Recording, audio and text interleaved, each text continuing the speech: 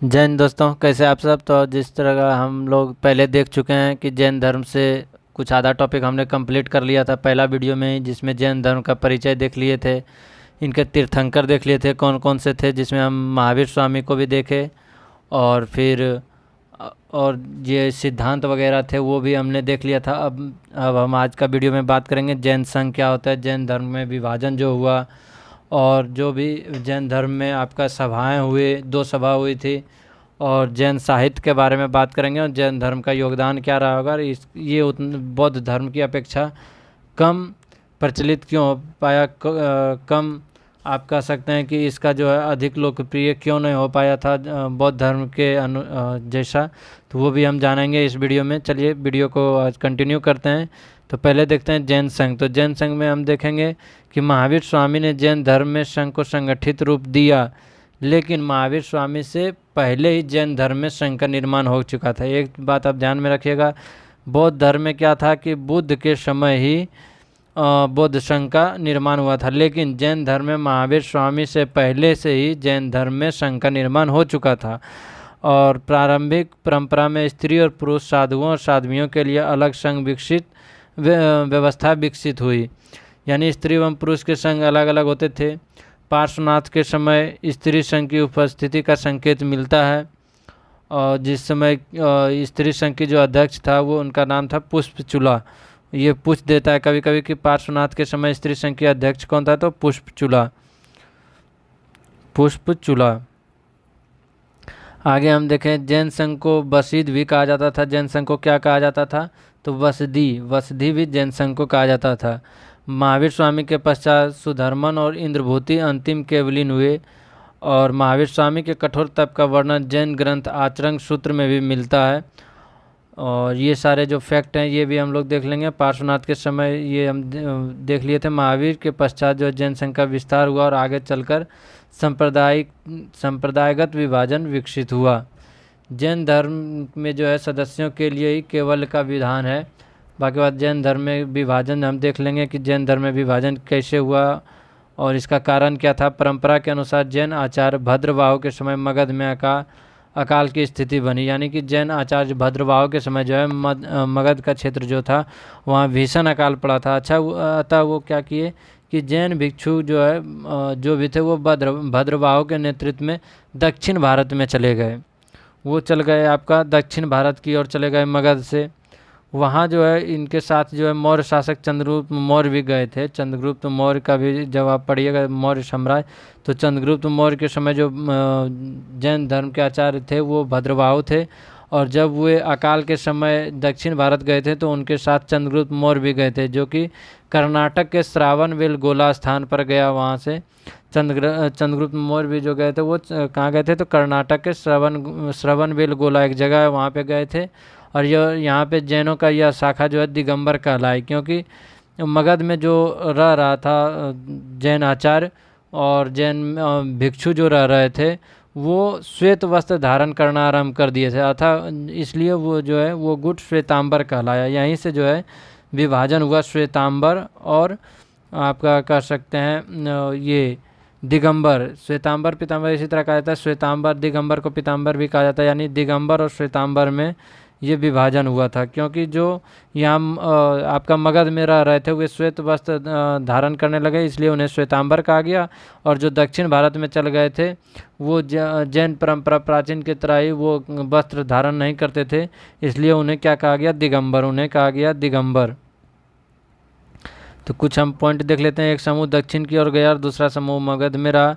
मगध में रहने वाले समूह ने बाद में शास्त्रों के संरक्षण संकलन की दिशा में भी कार्य किया और ये श्वेत वस्त्र भी धारण करने लगे। इसी ऐतिहासिक प्रक्रिया से आगे चलकर दिगंबर और श्वेतांबर परंपराओं के स्पष्ट भेद विकसित हुए। बात ये नहीं है कि केवल वो यहाँ रह गए, इसलिए बात था कि भद्रबाहु अपने शिष्यों के साथ जो कर्नाटक श्रावणबेलगोला गए थे, वहाँ उस समय जो चंद्रगुप्त मौर्य के शासन में हुआ था क्या, मगध में 12 वर्ष का अकाल पड़ा था, इसलिए वो भद्रबाहु अपने शिष्यों को लेकर श्रावणबेलगोला चले गए। दूसरी तरफ जो बचे हुए साधु थे वो स्थूल भद्र के नेतृत्व में, वो किन के नेतृत्व में थे, तो वो स्थूल भद्र के नेतृत्व में यहीं मगध में ही रह गए हैं। जब दक्षिण भारत का जो है जैन भिक्षु लौट कर आया तो वो देख रहे हैं कि स्थूल भद्र के नेतृत्व में जो भी भिक्षु है वो श्वेत वस्त्र धारण कर लिया है, तो उन्होंने इसका विरोध किया और इसी विरोध के क्रम में 2 भाग में विभाजन हुआ, एक श्वेतांबर एक दिगंबर कहलाने लगे। इस तरह भद्रबाहु दिगंबर शाखा के आचार्य हो गए, आचार्य थे, यानी कि श्वेतंबर के जो आचार्य थे वे थे आपका भद्रबाहु, ये सॉरी माफ़ कीजिएगा, श्वेतांबर के जो थे वे आपका स्थूलभद्र थे और ये दिगंबर का जो थे वो भद्रबाहु थे। ये दिगंबर का आपका थे भद्रबाहु, इनका नाम था भद्रबाहु, और स्थूलभद्र थे जो वो श्वेतांबर के थे। स्थूलभद्र जो थे वे श्वेतांबर के रह गए।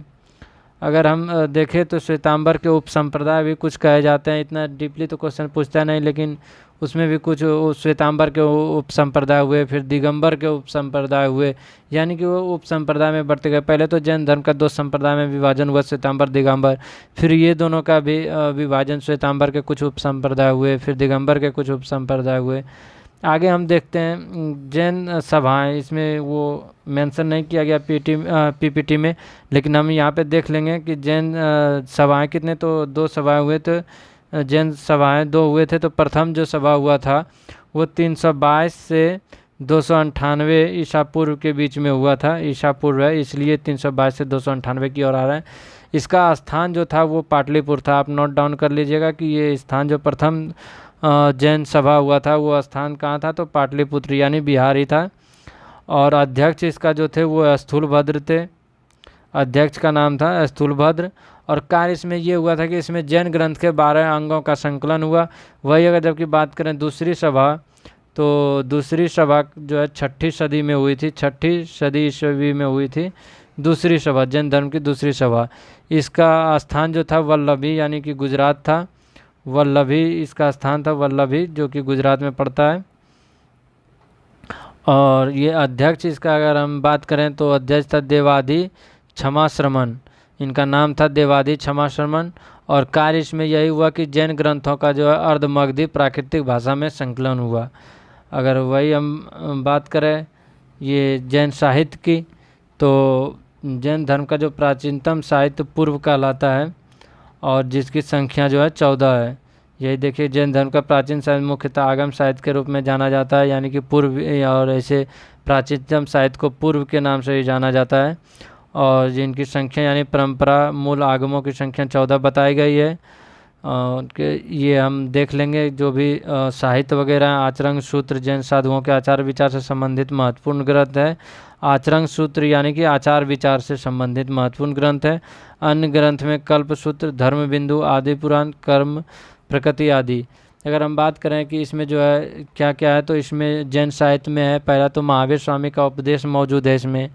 इन ग्रंथों की जानकारी केवल भद्रबाहु को थी, अतः लेकिन जब वो दक्षिण भारत चले गए थे तो मगध में जो जैन ग्रंथ का संकलन हुआ जिनकी कुल संख्या 46 थी, इसमें 46 में जो थे वो 12 अंग थे, 12 उपंग थे और 10 प्रकीर्ण, 6 छेदी सूत्र, 4 मूल सूत्र, 1 नंदी सूत्र, इस तरह से जाना जाता है। लेकिन इतना डीपली में हम लोग को जाना नहीं है, बस ये जान लेना है कि जो जैन ग्रंथ में आचरण सूत्र था वो जैन भिक्षुओं के लिए आचार विचार से संबंधित था। और जैन ग्रंथ के जो भगवती सूत्र को महावीर स्वामी के जीवनी भी माना जाता है। जैन ग्रंथ में जो एक आप ध्यान रखिएगा भगवती सूत्र है, भगवती सूत्र, ये महावीर स्वामी का जीवनी भी माना जाता है। क्या माना जाता है, तो महावीर स्वामी का जीवनी किसे माना जाता है, तो भगवती सूत्र, ये आप ध्यान रखिएगा। ये इसमें महावीर स्वामी के समकालीन जो मखली गोसाल का उल्लेख भी मिलता है। तो ये इसमें जो है मखली गोसाल का उल्लेख मिलता है जो कि महावीर स्वामी के समकालीन थे। उनका नाम क्या था, तो मखली गोसाल। मखली गोसाल, अगर बात करें मखली गोसाल कौन थे, तो आप एक संप्रदाय पढ़िएगा आजीवक संप्रदाय, आजीवक संप्रदाय, इसके संस्थापक थे आजीवक संप्रदाय। ये फिर आपका मौर्य साम्राज्य में अशोक से भी जुड़ जाता है ये आजीवक संप्रदाय, जिसको अशोक ने दान भी दिया था गुफा वगैरह, वो आगे आप मौर्य साम्राज्य में भी देख लीजिए। लेकिन एक चीज़ इसमें ध्यान रखिएगा कि मखली गोसाल जो था वो आजीवक संप्रदाय के संस्थापक था और ये महावीर स्वामी के समकालीन थे। इतना बस 3 पॉइंट याद रखना कि मखली गोसाल कौन था, तो आजीवक संप्रदाय का संस्थापक था और ये किसके समकालीन था, तो महावीर स्वामी के समकालीन था। और इसका जानकारी कहाँ से मिलता है, तो भगवती सूत्र से मिलता है। बस इतना ही काफ़ी है आपका जैन साहित्य के लिए। आगे हम देखते हैं जैन धर्म का योगदान क्या है। तो योगदान की बात करें तो इसका जो महत्वपूर्ण योगदान है कि गुजरात, राजस्थान, कर्नाटक आदि में जैन मंदिर परंपरा विकसित हुआ। आबू पर्वत पर दिलवाड़ा का जैन मंदिर प्रसिद्ध है। रनकपुर में जैन मंदिर स्थापत्य का महत्वपूर्ण केंद्र, यानी कि मंदिर स्थापत्य में योगदान रहा जैन धर्म का। और प्राकृतिक कन्नड़ अपभ्रंश भाषा का विकास भी हुआ जैन धर्म से। एक चीज़ आप आर्ट एंड कल्चर के व्यू से याद रख लीजिएगा कि ताड़ चित्रकला जो है, ताड़ चित्रकला का विकास जैन धर्म से ही माना जाता है। ताड़ चित्रकला आर्ट एंड कल्चर का यह पॉइंट है कि ताड़ चित्रकला का विकास में भी योगदान था इसमें। इसी तरह जो है मतलब स्मारक है, भवन है, मंदिर है, मूर्तियों के निर्माण में जैन अनुयायियों की भी भूमिका रही है। ये जैन धर्म का योगदान है। वहीं अगर हम बात करें कि उड़ीसा के उदयगिरी खंडगिरी पहाड़ी पर जो जैन गुफा का निर्माण हुआ, यानी ये भी दिखता है कि जैन धर्म से किस तरह से गुफाओं का निर्माण किया गया, यानी एलोरा में जैन गुफाएं हैं। राजस्थान के आबू पर्वत पर दिलवाड़ा जैन मंदिर को हम देख रहे थे। वहीं खजुराहो में पार्श्वनाथ एवं आदिनाथ का मंदिर है। ओसिया राजस्थान में महावीर स्वामी का मंदिर है। ये सारे भाषा और समाज में भी बहुत सारे अहिंसा और अपरिग्रह जैसे मूल्यों का सामाजिक प्रभाव देखा जाता है। व्यापारिक समुदायों तथा नगर संस्कृति पर प्रभाव पड़ा जैन धर्म का। आगे हम देखें तो जैन धर्म की लोकप्रियता का कारण कर्मकांड की अपेक्षा नैतिक आचरण, तप, अहिंसा पर बल दिया। जाति आधारित श्रेष्ठता के बजाय व्यक्ति के आचरण को महत्व दिया। संघ व्यवस्था के कारण अनुयायियों को संगठित धार्मिक जीवन भी मिला। व्यापारी एवं नगरवासी समुदायों को संरक्षण मिला। प्राकृत और लोक भाषाओं में उपदेश होने से विचारों का व्यापक प्रसार भी हुआ, इसलिए इनका लोकप्रिय हुआ। लेकिन अगर जबकि हम बात करें कि जैन धर्म उतना बौद्ध धर्म की अपेक्षा ये लोकप्रिय कम क्यों हुआ, तो बौद्ध और ब्राह्मण परंपराओं के साथ प्रतिस्पर्धा इसका हुआ, जिसमें ये पिछड़ गया। कठोर तप जैसे संथारा, संलेखना ये वगैरह थोड़ा ज़्यादा कठोर था। बौद्ध धर्म जो था वो मध्यम मार्ग में चलता था। और जैन धर्म में आप सोचिए बिना वस्त्र का धूप, गर्मी, बरसात सब में चल रहा है, कठोर तप कर रहा है, तो ये ज़्यादा मतलब आचार संहिता भी ज़्यादा सामान्य जन के लिए कठिन होना, यानी कि आचार संहिता भी बहुत ज़्यादा इसमें था। समय के साथ सांप्रदायिकता मतभेद भी बढ़ाना, जिस प्रकार बौद्ध धर्म में भी बड़ा विभाजन हुआ। राजकीय संरक्षण में परिवर्तन, राजकीय संरक्षण भी बौद्ध धर्म के तरह इसको नहीं मिल पाया। अगर बौद्ध धर्म से हम तुलना करें तो इसका जो है उस तरह का नहीं मिल पाया। और क्षेत्रीय धार्मिक परंपरा और बदलती सामाजिक परिस्थितियों का भी प्रभाव पड़ा। ब्राह्मण और बात था कि चाहे बौद्ध धर्म हो या जैन धर्म, ये दोनों प्रमुख रूप से ब्राह्मण धर्म के विरोधी के रूप में उभरे थे।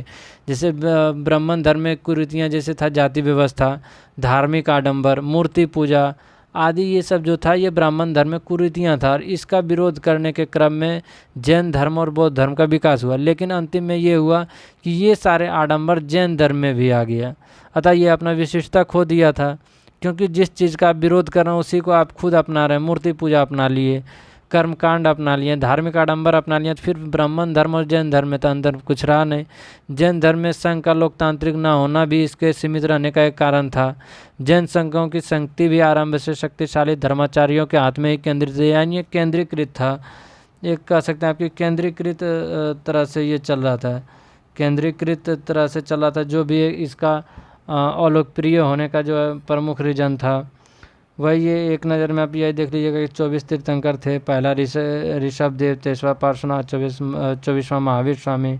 इसी तरह पंचव्रत क्या है तो अहिंसा, सत्य, अस्तेय, अपरिग्रह, ब्रह्मचर्य। बाकी बात पहला और दूसरा वीडियो मिला के हम जैन धर्म से जो भी फैक्चुअल हो सकते थे, जो भी जितना फैक्ट हो सकता है वो हमने कवर कर लिया।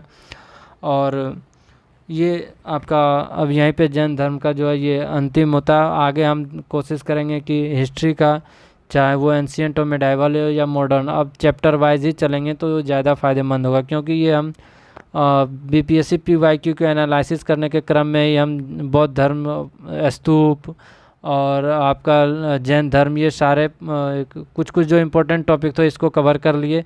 बाकी बात इसी तरह का जगह कोई उस तरह से लगेगा कि कोई टॉपिक को अलग करके लाना तो वो लाते रहेंगे, बशर्ते अब हम एक शेड्यूल वे में और चैप्टर वाइज ही अध्ययन जारी रखेंगे अपना। और बीपीएससी का जो पीवाईक्यू एनालिसिस वाला वो भी आपका अब कंटिन्यू आता ही रहेगा। तो चलिए मिलते हैं इसी तरह के अगले वीडियो में, तब तक के लिए जय हिंद।